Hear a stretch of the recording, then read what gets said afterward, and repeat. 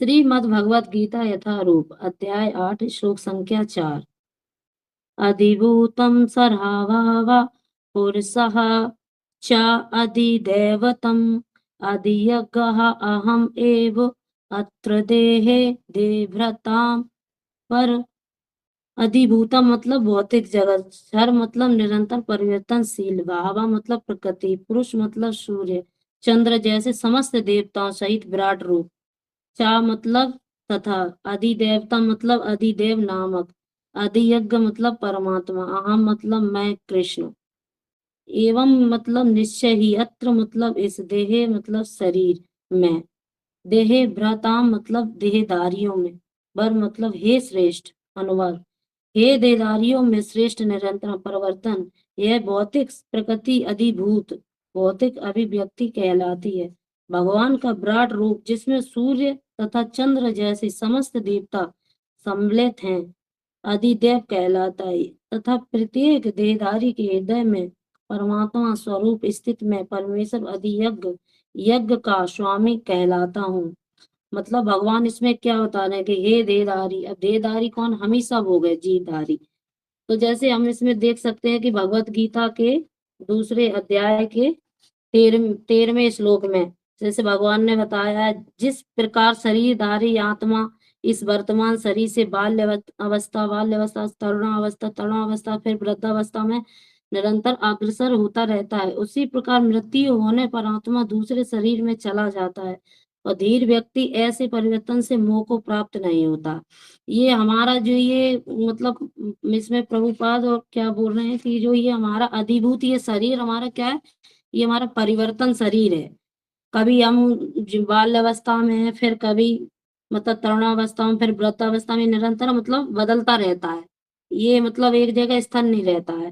फिर हमारा मृत्यु हो जाती है, फिर हमारा ये शरीर फिर से नया शरीर मतलब धारण करता है। जैसे हम एग्जाम्पल लेंगे कि जैसे हम लोग कपड़े हैं, आज नए लिए, 2-4 महीने पहने, उसको फाड़ा फेंका, फिर दूसरे नए खरीद लिए। इसी प्रकार हमारा ये शरीर है, ये स्थिर नहीं है। ये हमारा शरीर भी बदलता ही रहता है, बदलता रहा बदलता रहेगा, कभी छोटे तो कभी बड़े तो कभी बूढ़े फिर मरे, ये निरंतर नहीं रहेगा। लेकिन जो धीर व्यक्ति जो भगवान के जो दिव्यमय सेवा में लगा रहता है, उसको मतलब जिसको भगवान का अनुभव, भगवान का ज्ञान है, वो मतलब ऐसे मोह को मतलब ये जो धीर व्यक्ति क्या है, ऐसे परिवर्तन से मोह को प्राप्त नहीं होता।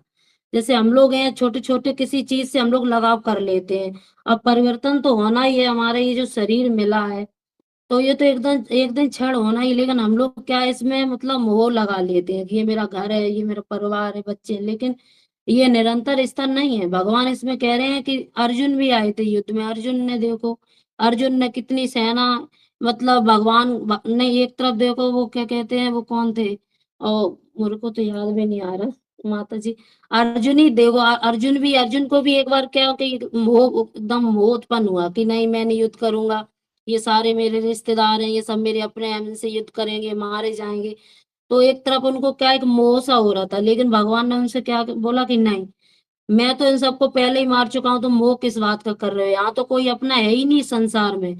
तो फिर अर्जुन ने भगवान के शरणागत होके देखो युद्ध किया, और मोह से मतलब वो मोह से फिर एक तरफ हो गए, मोह उनने से बिल्कुल त्याग दिया। इसी तरह हम सब क्या है, भौतिक जीव हैं। हम लोगों को भी क्या है, भौतिक ये जो हम लोग जो इच्छाएं करते हैं, भौतिक ये मोह माया में फंसे हुए, ये धुंध है, इससे हम लोगों को निकलना होगा। तभी जाके शायद हम लोग भगवान की शरणागत में हो सकते हैं, वरना तो हम लोग ये जो अंधकार का ये जो भौतिक का ये जो अंधकार धुंध है, ये हम लोगों पे छाई रहेगी, और हम लोग इसी में जन्म मृत्यु में आते रहेंगे जाते रहेंगे और कुछ नहीं होगा।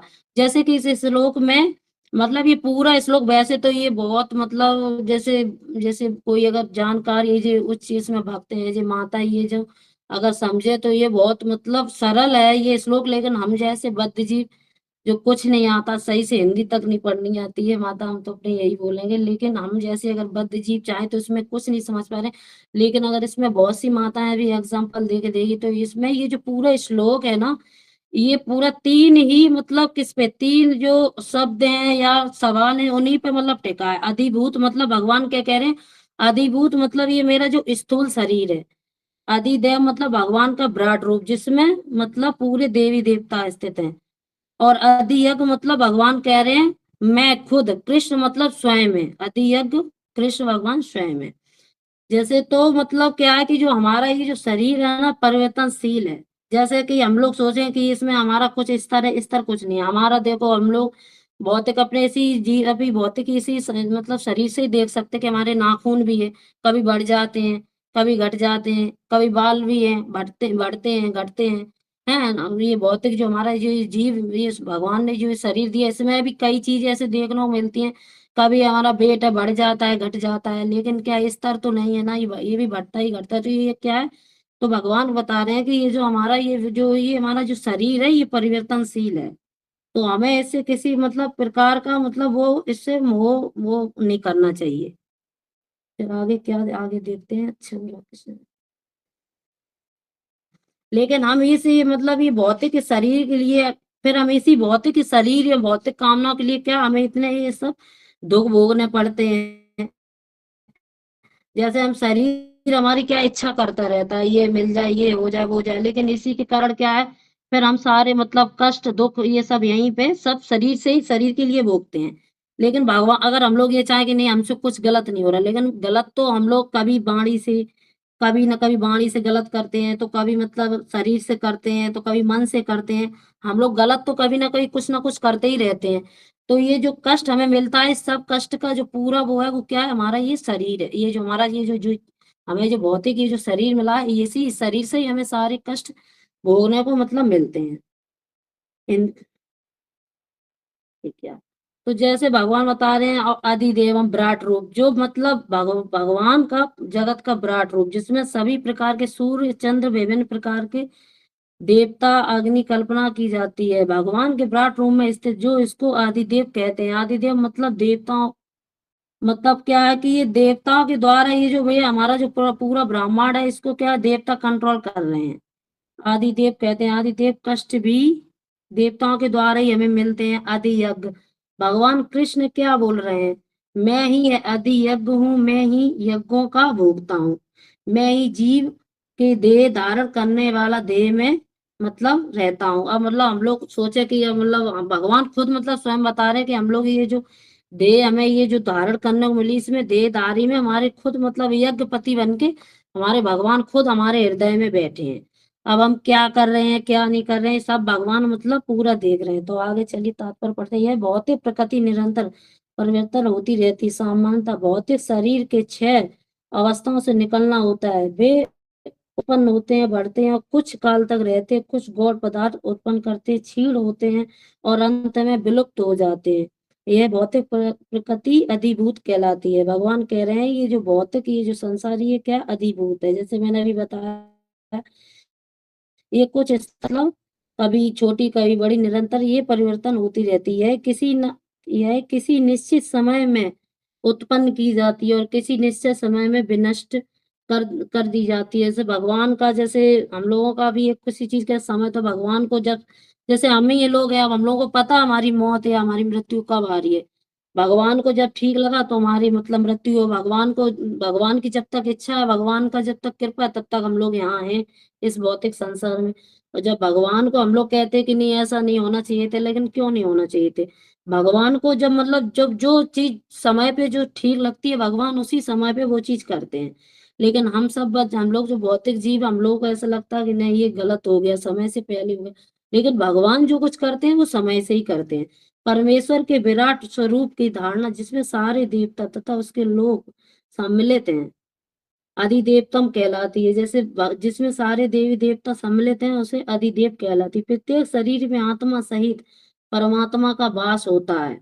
भगवान बता रहे हैं कि जो प्रत्येक ये जो आत्मा है, इसमें भगवान खुद मतलब यज्ञपति बैठे हैं परमात्मा के। हर मतलब इस धरती पर जीव जंतु जो भी है, वो भगवान खुद उसमें वास कर रहे हैं, परमात्मा बन के, यज्ञपति बन के परमात्मा खुद बैठे हैं, जो भगवान कृष्ण का अंश स्वरूप है।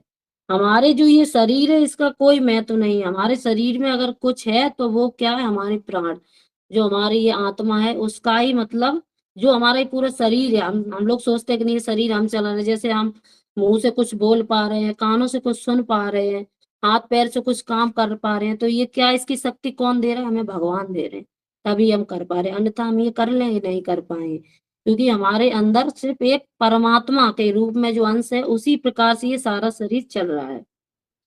यह परमात्मा अधियज्ञ कहलाता है। ये भगवान कह रहे हैं मैं ही यज्ञ मतलब यज्ञ हूँ और हृदय में स्थित हैं तुम्हारे सभी, मतलब भगवान खुद कह रहे हैं कि सभी परमात्मा के अंश रूपी मैं ही सबके अंदर हृदय में स्थित हूँ। इस श्लोक के प्रसंग में एक एवं शब्द अत्यंत महत्वपूर्ण है, क्योंकि इसके द्वारा भगवान बल देकर कहते हैं कि परमात्मा उनसे भिन्न नहीं है। भगवान ये चीज मतलब बल दे के मतलब बोल रहे हैं कि उनसे कोई चीज भिन्न भिन्न नहीं है। यह परमात्मा प्रत्येक आत्मा के पास आसीन है और आत्मा के कार्यकलापों का साक्षी तथा आत्मा की विभिन्न चेतनाओं का उद्गम। यह परमात्मा प्रत्येक आत्मा को मुक्त भाव से कार्य करने की छूट देता है। मतलब जैसे हमारी कोई भी चीज की चेतना है, जैसे हमें अभी कोई चीज की जैसे हमारी इच्छा हुई कि नहीं आज हमें मांस खाना, तो भगवान क्या है कि हमारी उसी तरह से चेतना बना देते हैं। जैसे हमें कोई है इंसान, जैसे जैसे व्यक्ति लोग होते सोचते हैं कि मुझे दारू पीना, तो भगवान उन्हें वैसी चेतना दे देते हैं कि पीना पी लो। लेकिन भगवान सब देख रहे हैं, लेकिन भगवान क्या है हमें उस टाइम रोकेंगे नहीं, क्योंकि उस टाइम क्या है हम भगवान के आसी नहीं, तो भगवान हमें रोकेंगे नहीं। लेकिन हम जो कर रहे हैं उसका जो फल है वो तो भगवान हमें देंगे ही, लेकिन उस टाइम भगवान नहीं रोक रहे। भगवान क्योंकि देख रहे हैं, भगवान उसी तरह का उसका जो चेतना को जो उसका चित है भगवान उसी तरह का कर देते कि इसको मतलब क्या करना है। पर उसी तरह से भाव से कार्य करने की भगवान हमें देखो छूट भी देते हैं कि तुझे जो करना है कर ले। जब तक हम लोग मतलब भगवान के आसीन नहीं रहते हैं, हम लोग भगवान की मतलब दिव्यमय सेवा में नहीं रहते, पहले हम लोगों को भी जो भगवान का कुछ ज्ञान कुछ अनुभव नहीं था, ना कुछ गीता ना शास्त्र ना महामंत्र जप ना कोई भक्तों का संग, तो हम लोग भी क्या अपनी मनमानी करते रहते कि ये करना है वो करना। हम सोचते थे हमें कौन देख रहा है, कोई नहीं देख रहा है, हमें क्या भोगना है, कुछ नहीं भोगना है। लेकिन अब जब ये गीता पढ़ रहे हैं, गीता पढ़े तो गीता से मतलब ये बिल्कुल स्पष्ट हो रहा है कि नहीं हमारा कुछ नहीं है। हमारे हर पल हर क्षण हमारे अंदर जो परम पिता परमात्मा जो एक हमारी जो आत्मा स्थित रूप से जो हमारे यज्ञपति हमारे हृदय में जो बैठे हैं वो हर क्षण हम लोगों को देख रहे हैं। हम लोग अगर भगवान की सेवा कर रहे हैं, भगवान का जप कर रहे हैं, भगवान का मतलब विग्रह सेवा कर रहे हैं, तो भगवान उसको भी देख रहे हैं, भगवान उससे भी प्रसन्न हो रहे हैं। अगर हम कोई गलत कार्य कर रहे हैं तब भी भगवान देख रहे हैं। लेकिन भगवान हर हर हर पल हर क्षण देख रहे हैं। लेकिन हम ये सोचे कि भगवान नहीं, लेकिन जब हम लोगों को इस चीज को पहले ज्ञान नहीं था तो यही लगता था कि कौन देख रहा, हमें कोई नहीं देख रहा। लेकिन जो व्यक्ति मतलब भगवान की शरणागत में आ जाता है तो वो फिर जो भी कार्य करता है तो बहुत सोच विचार के ही करता है, क्योंकि उसे पता है कोई नहीं देख रहा। जिस तरह हम लोग जैसे भौतिक जगत में सीसीटीवी कैमरा लगवाते हैं, किस लिए लगवाते हैं कि जैसे कोई चोर चोरी कर रहा है या कोई गलत कार्य कर रहा है तो उसमें क्या है सब कैद हो जाता है। इसी प्रकार हमारे हमारे हृदय में जो हमारे परमेश्वर जो बैठे हैं, परम पिता परमात्मा, वो हर चीज को कैद कर रहे हैं। वो इसीलिए बैठे हैं कि हम कहीं मतलब जीव आत्मा का कोई एक क्षण भी, कोई भी उनका एक भी मतलब जो हम लोग ये जो करते हैं ना कर्म, उसका एक भी क्षण कोई कर्म छूट ना जाए। वो हर पल हर क्षण हर पल वो मतलब इसी निगरानी करने के लिए हमारे परम पिता परमात्मा हमारे हृदय में बैठे हैं, ताकि उनसे हम लोगों के जो हमारे द्वारा जो भी कर्म हम लोग कर रहे हैं वो कोई भी छूट ना जाए और हर चीज की वो निगरानी कर रहे हैं। ठीक है, तो हम कहाँ थे? वैसे माता जी हमें कुछ नहीं बोलना आ रहा है, लेकिन आप लोगों की बस कृपा से थोड़ा बहुत कहाँ थे माता जी हम? विभिन्न चेतन में प्रत्येक मुक्त भाव से कर सकते थे। उसमें कार्य निगरानी रख परमेश्वर के इन विविध स्वरूपों के सारे कार्य उस कृष्ण भावना भवित को स्वतः स्पष्ट हो जाते हैं जो भगवान की दिव्य सेवा में लगा रहता है। और देखो भगवान इसमें मान लो भगवत गीता देखो प्रभुपाद स्पष्ट क्या बता रहे हैं कि कृष्ण भावना भावित का जो भक्त होता है उसे मतलब स्वतः स्पष्ट हो जाता है। जो भगवान की दिव्य सेवा में लगा रहता है उसे मतलब स्पष्ट मतलब पता है कि मतलब क्या गलत है क्या सही है, मुझे क्या करना है क्या नहीं। जो भगवान की अगर दिव्य सेवा में है तो, और जो भौतिक जगत के कार्यकलापों में उसको क्या स्पष्ट होगा, उसको तो कुछ नहीं, उसे कुछ अनुभव ही नहीं है। उसको भी गलत नहीं कह सकते, क्योंकि हर चीज का ना भगवान की एक कृपा होती है। हम लोग भी आज यहाँ तक हैं या कुछ भक्तों का साथ है या कुछ सुन पा रहे हैं कुछ समझ पा रहे हैं, तो क्या है भगवान ही हम लोगों को इस चीज के लिए प्रेरित प्रेरित कर रहे हैं। भगवान अगर चाहे तो हम लोग कुछ नहीं कर सकते। भगवान हमें तुरंत मतलब क्षण-क्षण मतलब कर सकते हैं, लेकिन भगवान की कृपा से हम लोग आज भक्तों का मतलब साथ और एक-दूसरे का साथ करके और ये भगवान के खुद शब्द को पढ़ पा रहे हैं, सुन पा रहे हैं, तो ये क्या है भगवान की कृपा है। वरना हम लोग सोचे कि हम अपने अभी इस संसार में भौतिक संसार में ऐसे बहुत से बद्ध जीव हैं, जो माया के उसमें अभी भी धुंध में पड़े हैं। जैसे एक छोटा-सा एग्ज़ाम्पल लेंगे, एक बहुत बड़े मतलब एक बिज़नेसमैन, एक व्यापारी थे। तो वो मतलब कपड़ों का मतलब बिज़नेस करते थे। तो उन्होंने बहुत मतलब बहुत ज़्यादा इतना उन्होंने पैसा मतलब कपड़ों के बिज़नेस से उन्होंने इतना पैसा इकट्ठा किया, इतना किया कि बहुत मतलब वो सेठ बन गए। सब लोग उनसे सेठ, सेठ कहने लगे कि फिर जब धीरे-धीरे, धीरे-धीरे वो मतलब हमारे पिताजी का अंत समय है। अब तो हमें इन्हें क्या नाम करके मतलब तीर्थ स्थल इन्हें तीर्थ यात्रा करानी चाहिए क्योंकि भगवान का मतलब हमारे पिताजी का बुजुर्ग है और मतलब वृद्धावस्था में आ रहे हैं तो अब इनको हमें तीर्थ तीर्थ यात्रा करानी चाहिए। तो उनके बड़े लड़का ने ऐसे सोचा। तो वो लड़का सारी जगह घुमा के चारों तरफ तीर्थ यात्रा करा के फिर अपने पिताजी को वो शमशान घाट ले गया। तो शमशान घाट ले गया तो वहां जाके उनके जो पिताजी थे वो बहुत तेज रोने लगे। बहुत तेज रोने लगे तो मतलब लड़के ने पूछा कि पिताजी क्या हुआ, इतनी तेज क्यों रो रहे हो, यहाँ आके क्यों रो रहे हो? तो वो मतलब उनके पिताजी क्या बोले कि अरे मैंने पूरा जीवन कपड़ों में व्यर्थ कर दिया, कपड़ों के मतलब उसमें धंधे में। क्यों ना मैं लकड़ी का अगर बिजनेस करता तो मुझे मतलब लकड़ी में और कितना मुझे फायदा होता और मैं कितना और ज्यादा अमीर बन जाता। हम तो कपड़ों के बिजनेस में लगे रहे थे, शमशान में देखो यहाँ तो लकड़ी का कितना मतलब महत्व है। तो वो मतलब अभी भी उनके ऊपर क्या है कि माया का द्वंद छाई थी। तो मतलब वो अंत समय में भी क्या वो मतलब उन्हें उस माया के मतलब उन्हें माया की चीज़ों से उसी से उन्हें इतना मोह माया थी कि वो मतलब शमशान में भी जाके मतलब उन्हें फिर क्या विचार आया, उन्हें ये नहीं आया, लेकिन अगर वो जो भगवान के शरणागत होता वो क्या सोचता कि नहीं मुझे भगवान का मतलब अब भगवान का नाम लेना है। मैंने पूरा जीवन जो कमाया है, जो भी मतलब इकट्ठा किया या जो भी मैंने आज जोड़ के ही नहीं थे। वो तो मतलब माया के वशीभूत में थे ना, तो उन्हें पर उनका मतलब चित्त कहाँ गया? उन्होंने अंत समय में भी मतलब क्या किया? उन्होंने अंत समय में भी माया का ही मतलब वो अनुभव किया कि नहीं मुझे तो बस माया अगर इकट्ठी करनी थी, तो मुझे लकड़ी का मतलब व्यापार करना चाहिए था। ऐसे ही मतलब अब इसी एग्जांपल देते हैं, देखो अभी भी जो मतलब भक्ति में नहीं होते हैं बहुत से लोग, तो वो अंत समय में क्या करते हैं, जैसे उनका अंत समय है, तो उनसे बोलो कि कुछ खाने की इच्छा है तो मुँह ला देंगे और खाने के लिए कुछ दो तो मतलब मुँह खोल देंगे। लेकिन अगर उनसे ये बोलो अंत समय भगवान का नाम ले लो तो वो नहीं लेंगे। क्यों नहीं लेंगे? क्योंकि उनके ऊपर मतलब भगवान की कोई कृपा ही नहीं है, उन्होंने कभी भगवान की दिव्यमय सेवा की ही नहीं। भगवान का कुछ उन्होंने आनंद लिया ही नहीं, तो उन्हें क्या, उन्हें तो जो भौतिक कार्य किए हैं, भौतिक संसार में रहे हैं और भौतिक मतलब संसारों की उन्हें चीज़ों से आसक्ति, तो उन्हें तो उसी चीज़ का मतलब स्मरण रहेगा ना। हम लोग तो भगवान क्या कहते हैं कि भगवान हमारा उसी प्रकार का चित्त कर देते हैं। हम लोग अगर भौतिक संसार के उसमें हम लोग रहेंगे तो भगवान हमें उसी प्रकार की हमें प्रेरणा देंगे कि भौतिक संसार में रहो। अगर हम लोग आध्यात्मिक जगत की अगर ओर बढ़ेंगे और हम लोग अध्यात्म में भगवान की अगर शरणागत लेंगे तो वास्तविक में हम लोग अंत समय भगवान का चिंतन कर पाएँगे। अन्यथा तो हमारा जीवन ऐसे ही व्यर्थ जाएगा। अभी भी हम लोग भौतिक कार्य में लगे हैं, आगे भी भौतिक कार्य का ही हमारा अंत समय भी भौतिक कार्य में ही जाएगा। क्योंकि हमारा चित्त वहाँ अभी हमारा जो पूरा मन भाव जो हमारा भौतिक संसार में, तो अंत समय हम ये सोचे कि हमें भगवान का चिंतन हो, नहीं होगा। तो इसीलिए हमें ना भगवान की जैसे प्रभु जी एक बार बता रहे थे जैसे बच्चे 5 साल के 8 साल के तो उन्हें तभी से मतलब भगवान की सेवा में लगा देना चाहिए।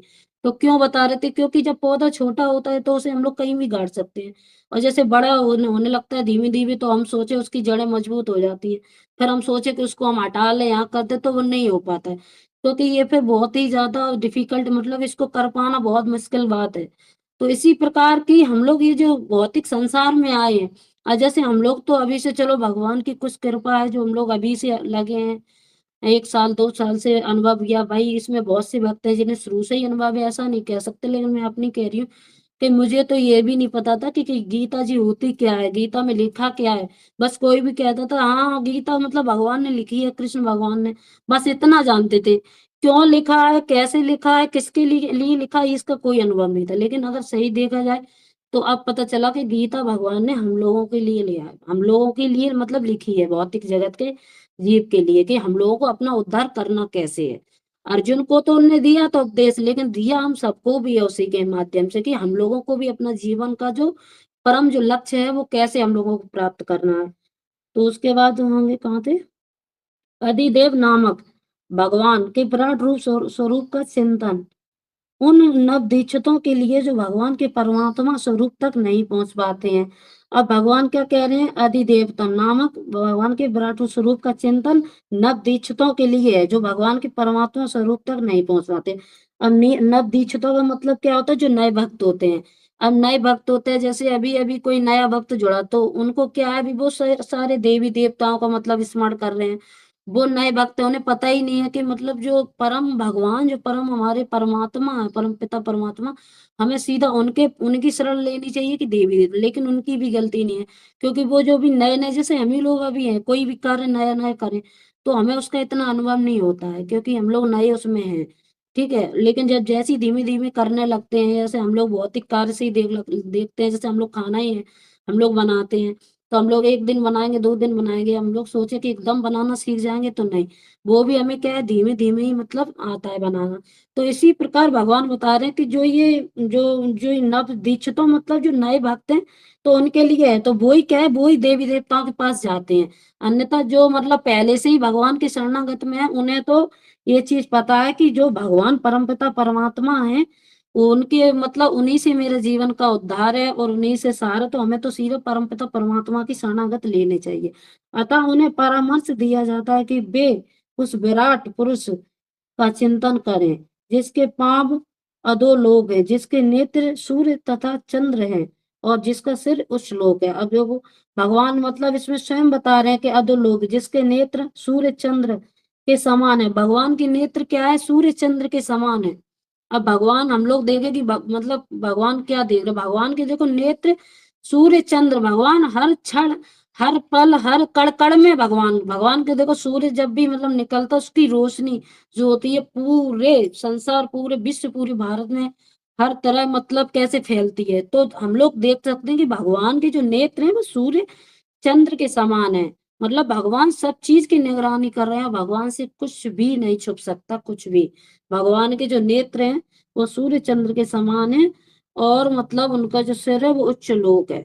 तो भगवान मतलब हर चीज को, हर समय, हर पर, हर क्षण हमारे मतलब हृदय में एक पति बन के बैठे हैं, देख रहे हैं सब कुछ, मतलब उसका अनुभव कर रहे हैं। और कर किस लिए रहे हैं, कि हम जैसे पति जी, हम लोग सोचे कि हम लोग कोई भी मतलब अगर करें कार्य, कि भगवान नहीं, भगवान हर हर समय, तभी तो हम लोग कह देते ना कि ये जो हमारा ये जो शरीर भी हम लोगों को क्या है, हमारे पिछले मतलब कर्मों के अनुसार ही हमारे ये भौतिक, हमें ये जो संसार में आते हैं, हमारी जो पिछले जन्म के जो भी हमारे कर्म फल होते हैं, उन्हीं के अनुसार हमें मतलब ये अपना नया शरीर धारण करते हैं।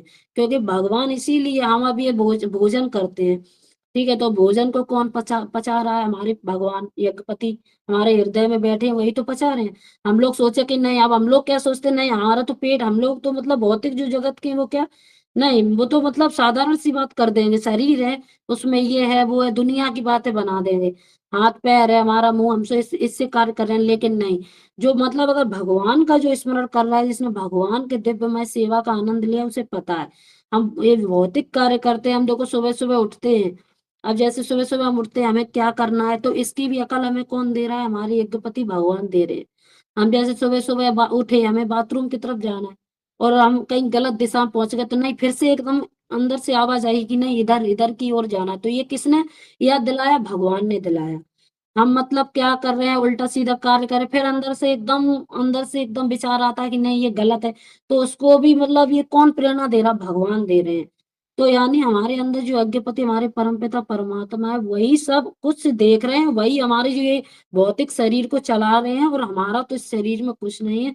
और हम लोग तो बस ये भगवान के बनाए हुए पुतले हैं, तो ये इसलिए हम लोगों को अपने ये भौतिक जगत में जो भी काम कर रहे हैं, कार्य करने हैं, वो सब भगवान को मतलब निगरानी भगवान की हर समय है। तो भगवान को सोच विचार के उसके बाद हमें इस भौतिक संसार के कार्यकलाप करने हैं। क्योंकि इस श्लोक से यही स्पष्ट सीधा हो रहा है कि भगवान मतलब स्वयं कह रहे हैं कि हम प्रत्येक जीवात्मा के हृदय में मतलब निवास कर रहे हैं, प्रत्येक जीवात्मा के मतलब हृदय में वो मतलब प्राण बन के मतलब अंश बन के बैठे हो। हर क्षण हर पल में सब कुछ देख रहा हूँ, किसके कैसे कार्य हैं, किसके कैसे मतलब कर्म है, फिर उसके कर्म के अनुसार भगवान क्या है हमें सिर्फ मतलब फल देते हैं। और जैसे प्रभुपाद थे, प्रभुपाद एक बार क्या, प्रभुपाद मतलब प्रभुपाद की एक बार मैंने किसी लेक्चर में सुनी थी कि प्रभुपाद मतलब एक बार विदेश गए, तो विदेश में एक बहुत बड़ा डस्टबिन है। तो प्रभुपाद बोले कि ये जो पूरा जगत है ना ये क्या है, ये डस्टबिन है, डस्टबिन को हम लोग कूड़ादान बोलते हैं। तो प्रभुपाद ने बोला ये जो पूरा जगत है ना ये डस्टबिन है, और ये पूरे जगत को ना इस डस्टबिन में डाल देना चाहिए। क्योंकि उन्हें ये जो भौतिक ये जो संसार है ना, ये जो भौतिक जगत उन्हें ये कचड़े के समान लगता था। तो उन्होंने यही बात बोली थी कि पूरा जगत ये कचड़े का सामान है, डस्टबिन में इसको फेंक देना चाहिए। क्योंकि प्रभुपाद ने ना जो आनंद लिया था उन्हें जीवन का आध्यात्मिक जीवन का ही लिया था, और आध्यात्मिक जीवन का उन्हें सारे सुख भोगे तो उन्हें तो उसी चीज का अनुभव था। लेकिन जब वो भौतिक जगत में उन्होंने देखा, कुछ देखा होगा, वो विदेश गए उन्होंने, तो उन्होंने कहा ये जगत पूरा ही कचड़ा का कचड़ा है, इसको तो डस्टबिन में फेंक देना चाहिए, बहुत गलत है, बहुत गंदा है।